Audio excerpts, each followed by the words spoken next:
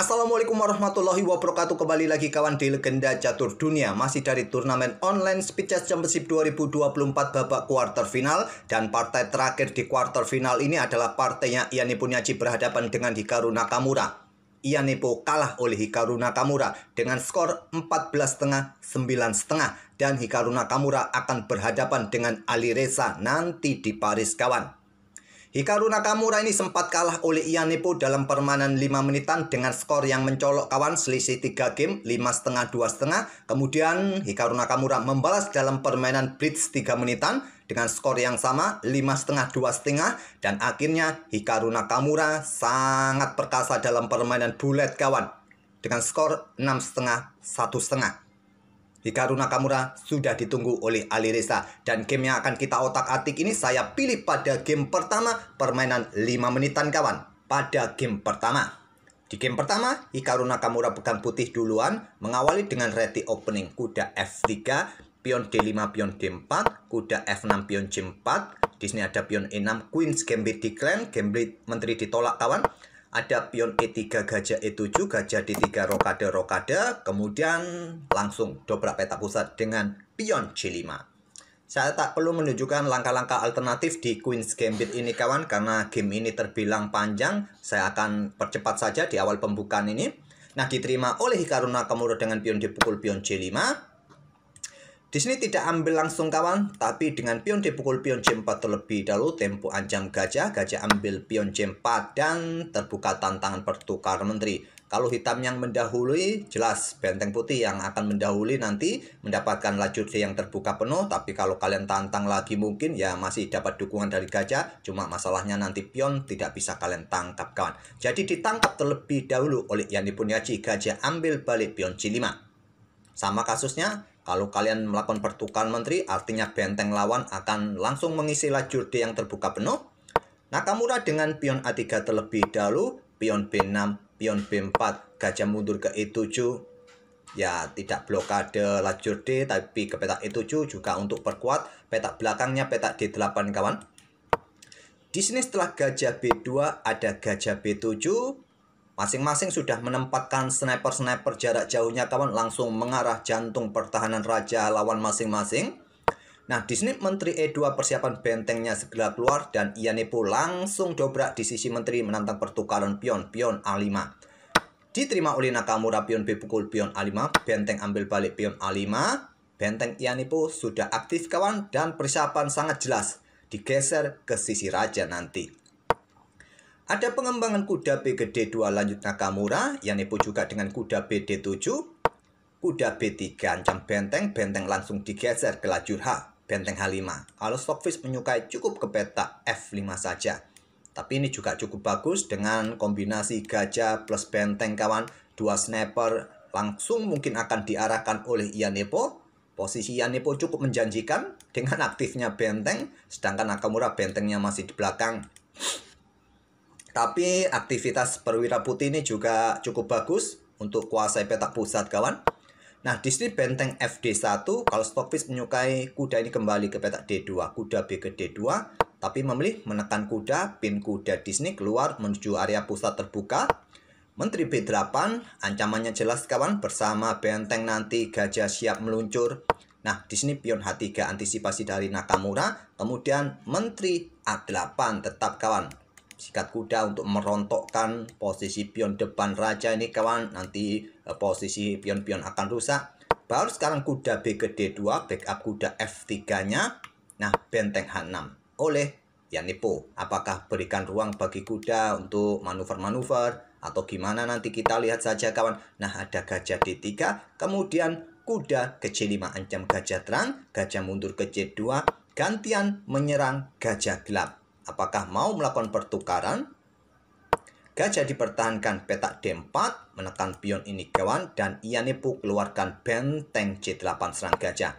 Backup dengan benteng DC1, ada kuda D5, kemudian menteri ke E1 untuk menghindari ya garbuan kawan di sini oleh dua kuda ini, mundur ke petak E1 menghindari tempo, kemudian kuda ke C5, menantang pertukaran kawan.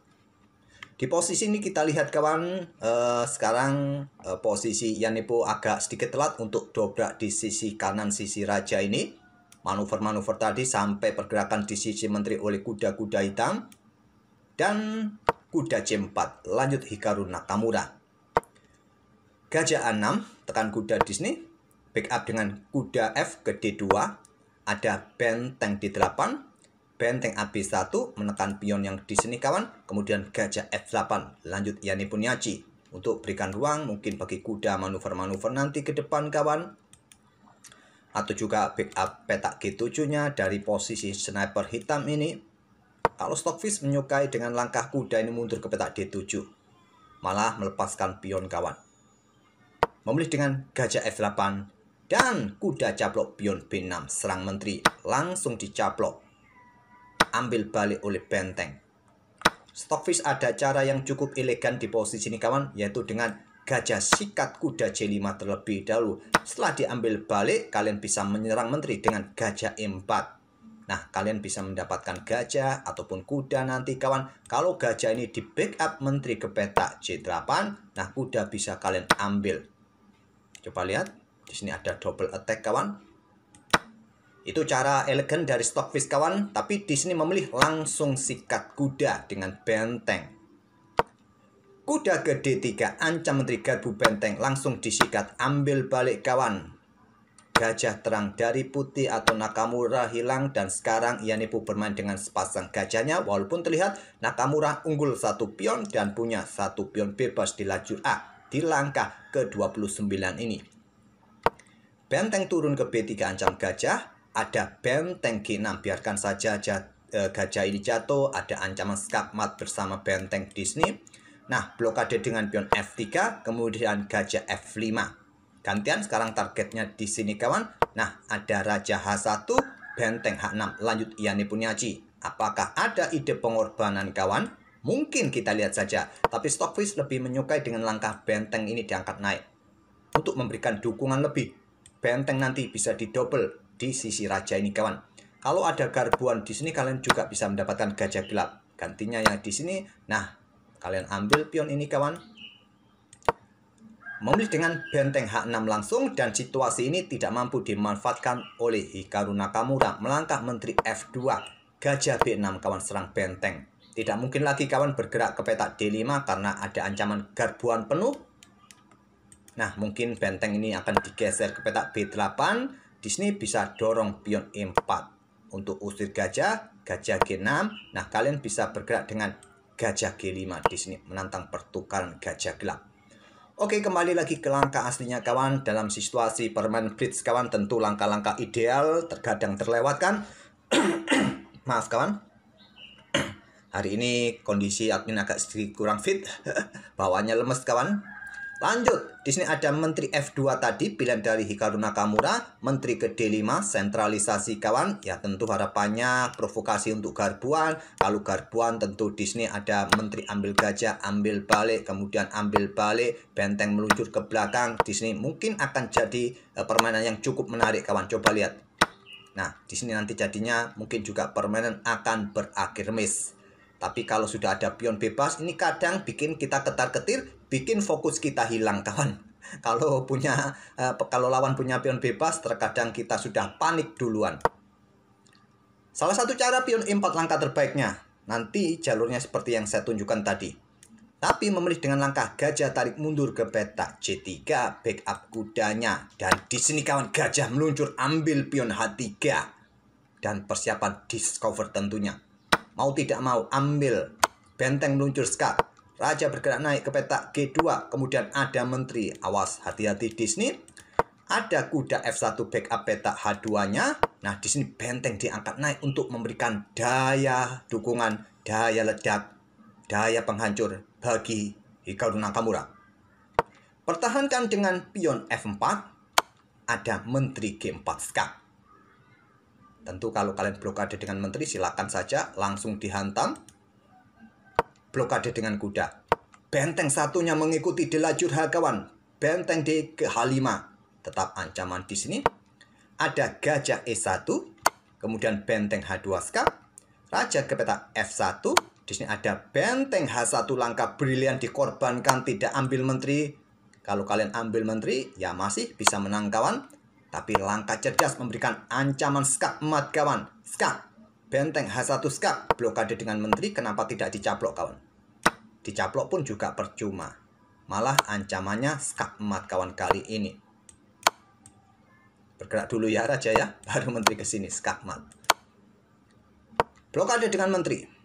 Benteng ambil menteri G1 skak. Raja ambil, kemudian benteng H3. Coba rebut kuda, raja naik ke petak G2. Di sini ada pion, siap ganggu kuda kawan. Nah, di sini Hikaru Nakamura masih mencoba kawan, mulai menyerang dengan memanfaatkan dua bentengnya. Nah, pion H4 terus lanjut ia nipu. Ada benteng B8. Benteng ambil kuda skak, tidak menggunakan pion kawan. Ambil oleh menteri skak dan berharap pada pion bebasnya.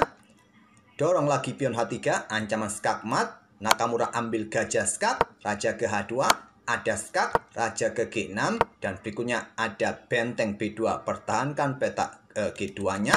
Di sini menteri mulai preteli pion kawan, ambil pion E3, ada benteng H bergeser ke B8. Nah, menteri ambil pion F4 sekarang, tinggal satu pion, masih berharap pada pionnya ini Hikaru Nakamura dengan kontrol waktu yang sudah mulai mepet kedua pemain. Nah, benteng turun ke B3, ada menteri G4. Raja H2, kemudian menteri F4 skak. Raja ambil pion, sekarang bermain dengan pion F5. Raja G2, raja bergeser, berikan jalan bagi pion satunya kawan. Nah, benteng E2, pion G5, benteng E3. Coba rebut pion di sini. Apakah berani dorong pion kawan? Nanti caplok tersisa dua pion melawan satu pion. Menteri petak C4 oleh Yanepo, pertahankan posisi pionnya kawan. Dorong pion A4, pion G4. Ternyata kurang kuat terlihat dari indikator putih mulai naik kembali. Pion E5 yang kuat kawan, walaupun terlihat jatuh di sini. Nah, menteri bisa melakukan skak di petak G4. Mau bergerak kemana raja ini? Apakah ke petak F2? Bisa melakukan skak di sini, ambil benteng di sini nanti ke depan, dan seterusnya. Memilih dengan pion G4 langsung. Nah, pion A5. Menteri D5. Kejar pion ini kawan, temponya skak. Raja mundur. Menteri caplok pion A5. Benteng caplok pion E6 skak. Raja ke G5. Kemudian ada benteng mundur ke E1. Di sini menteri C5 skak. Agak saya sedikit percepat saja, silahkan kalian nikmati pergerakan buah-buah di atas papan ini tanpa perlu penjelasan lagi dari admin kawan.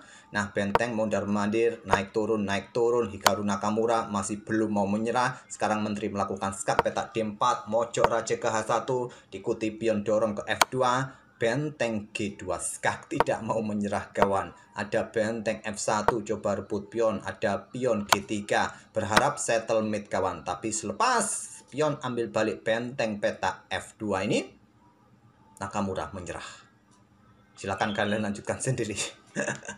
Oke, itulah kawan game pertama dalam segmen 5 menitan dari Yani Puniachi yang mendapatkan kemenangan pertamanya kawan di segmen 5 menitan. Tapi sayangnya di segmen 3 menitan Hikaru Nakamura membalas dengan skor yang identik 5,5, 2,5. Kemudian di permainan peluru atau bullet Hikaru Nakamura sangat dominan.